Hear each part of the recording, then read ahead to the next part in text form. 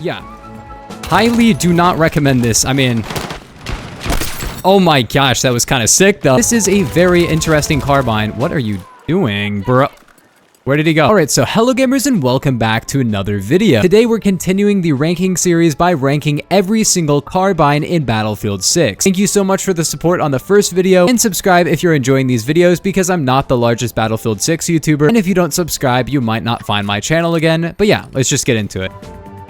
For our first carbine, we have, of course, the M4A1. Really goes without introduction for this one. Oh, you're actually asking for a revive in this mode? That's crazy. There you go. It's a 4-hit kill to the body for only 10 meters, and then it's a 5-hit kill to the body up to 20 meters, followed by a 6-shot kill up to 70 meters, and then after that, it is an 8-hit kill. And a few carbines share this damage profile. It's very similar to many of the assault rifles, except it has an extra step that makes the weapon go from a 6-hit kill down to an 8-hit kill. However, this weapon has pretty solid accuracy, great hip fire. A 4-shot kill at 900 rounds per minute is some of the fastest time to kill in the entire game, as you can see. And if you build this gun right, it actually holds up very well over range. Currently, I'm running a suppressed build for it, which maintains decent hip fire and has a suppressor. And it's not really the best build for range, but as you can see, it's unbelievable in close range, even though I'm not running the best hip fire setup. This weapon is just so good, it doesn't even really matter.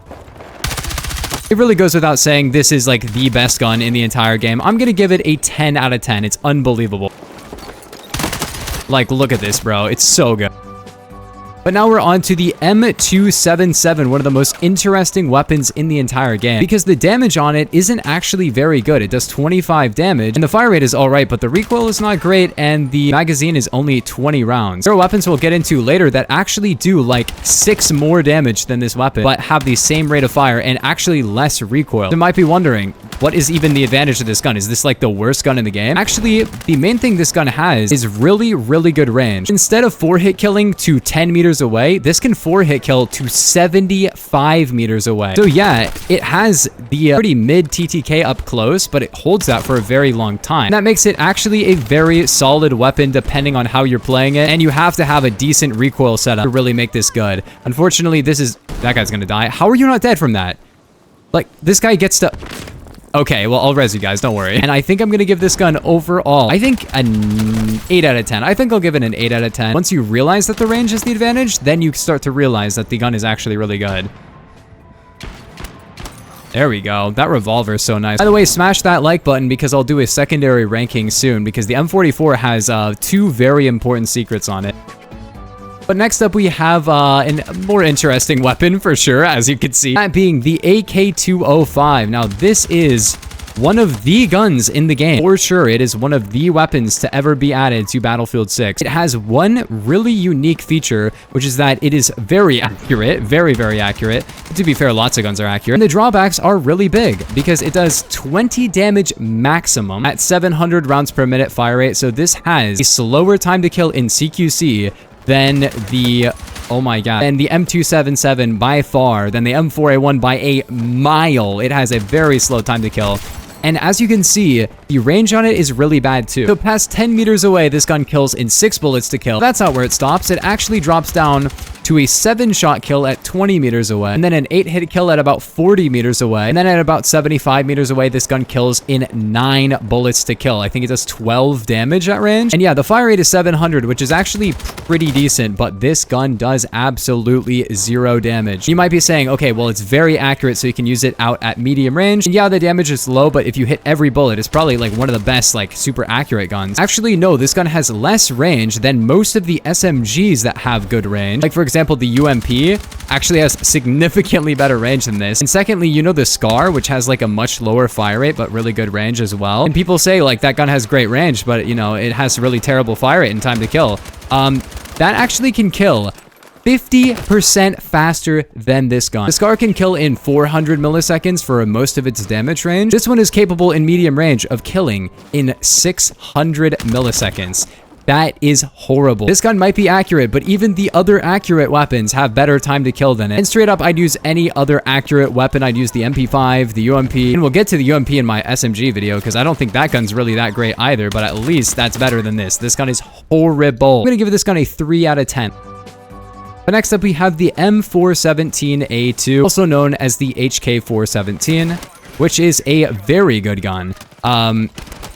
Wow, okay, you missed. This weapon is capable of killing in 3 bullets up to 10 meters away, and 4 bullets up to about 20 meters away, and then 5 down to 70 meters, and after that, it's a 6-hit kill. So it works at medium range, but it's best kept within about 20 meters away, where the time to kill is very, very competitive. And you might be wondering how it stacks up to the NVO assault rifle. If you watched my assault rifle video, these guns do the same amount of damage to the same ranges at the same rate of fire. This gun is basically the carbine variant of the NVO, which is really interesting because the NVO fires like 7.62 by 39. This is 7.62 by 51, so you'd expect it to do more damage. No, it doesn't do more damage, but as you can see, this gun is also really good. The question is it better than the NVO? If the NVO does the same damage but has a 30-round magazine and kind of less recoil? Well, the answer is yes. These are both a 9 out of 10, and you might be wondering, why is this gun like the same if it just has a smaller mag? The reason is pretty simple. This gun is a carbine that doesn't have the assault rifle bloom, because a lot of the assault rifles, you know, have a lot more bloom than carbines and SMGs, which is just silly. And secondly, it actually has better handling stats. So a lot of people actually prefer the M417 because you can be more aggressive with it than the NVO and still get away with it because it has...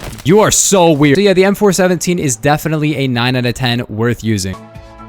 Wait, we're actually playing Saints Quarter. Have you guys played this map yet? It's like actually impossible to get a game in this map. Next up, we have the GRT-BC. This is a very interesting carbine. What are you doing, bro? Where did he go? This is a really interesting carbine because it actually has the same exact damage profile as the M4A1. Not to mention, it still has quite a bit of recoil. It's mostly vertical recoil. It sort of can be easier to control, but I know you're in there somewhere. I saw you earlier. Oh, hello. Pretty good though still. But the issue is this has a lower fire rate than the M4A1, does the same damage to the same exact ranges. And to show for that, it doesn't really have anything special. It does have the hand stop grip, which allows you to fire while sprinting, but most people aren't running that anyway, so I don't know if that's really worth it. Considering other than that, it's objectively worse. It really has nothing to it. I think a 5 out of 10. It's also a bullpup, so you can reload while aiming, but I don't think those two things are big enough to make this weapon worth using. It's interesting because most of the other high-rank weapons have like very interesting stats. This one is basically just a copy-paste. There's got to be a guy in here. Wait, can I execute you? Highly do not recommend this. I mean, oh my gosh, that was kind of sick though. Next up, we have the QBZ-192, which is a very interesting weapon because it has a slightly lower rate of fire than the previous carbine, and it has the same damage model as well. However, it has the coolest reload animation in the game. Look at this. Yo, I'm trying... Okay, here it is. That is such a cool reload. I love that reload. Also, this reload... Oh, that is so nice. I think I gotta give it a 10 out of 10 for the reload alone, bro. No, I'm just trolling, but I wish this gun was a bit better because the reload is awesome, and I would love to use this if it was a really good gun and had a really nice reload. Honestly, it's a pretty mid gun, I'm not gonna lie. 770 RPM. It is pretty accurate though, and the nice thing is it does come with a bipod, which makes it very accurate. The problem is there's a very similar weapon to this that just has more range and also has a bipod. Wait, look at this nice chair. Can I shock it? Ah, no, maybe not. Whoa. Wireframe chair. Wait, what about this? Wow, that is a very, very strong wheelbarrow. 90 rounds of 5.56 and this thing doesn't break. That is well built. Anyway, the weapon that does the thing basically the same but better is the DRS-IAR, aka one of the most hyped weapons in the game right now. This does handle better, but if you're going to be using the bipod, the handling isn't as important. What a nice flick. Holy go. So yeah, I'm going to have to give this one a 6 out of 10. I kind of think it's cool that you can run carbine handling and then get a bipod as well, but TBH, to be honest with you, you usually got to go one or the other, you know? Okay, I just spawned on fire. Next up, though, we have the SG-553R. Okay, which has a fire rate of 720 rounds a minute, the same damage model as the AK205, and it has a 30-round magazine, so it has the same damage as a 20-round gun with 650 RPM, but it has 70 more RPM and a 30-round magazine instead of a 20. That sounds broken. It's probably because it's really broken. Once you get a setup on this gun, the recoil is pretty manageable. Not the best in the game, but certainly not the worst. Just like the best gun in the game, or one of the best guns in the game. Works great in close range, and it works pretty all right in medium as well. Okay, that's crazy. And I might make a full video on this gun because I have more to talk about with it. But suffice to say, it is a 10 out of 10 gun. But anyways, gamers, if you guys did enjoy, make sure to like and subscribe if you're new. But I'll see you guys in the next one. Peace. Have a nice day.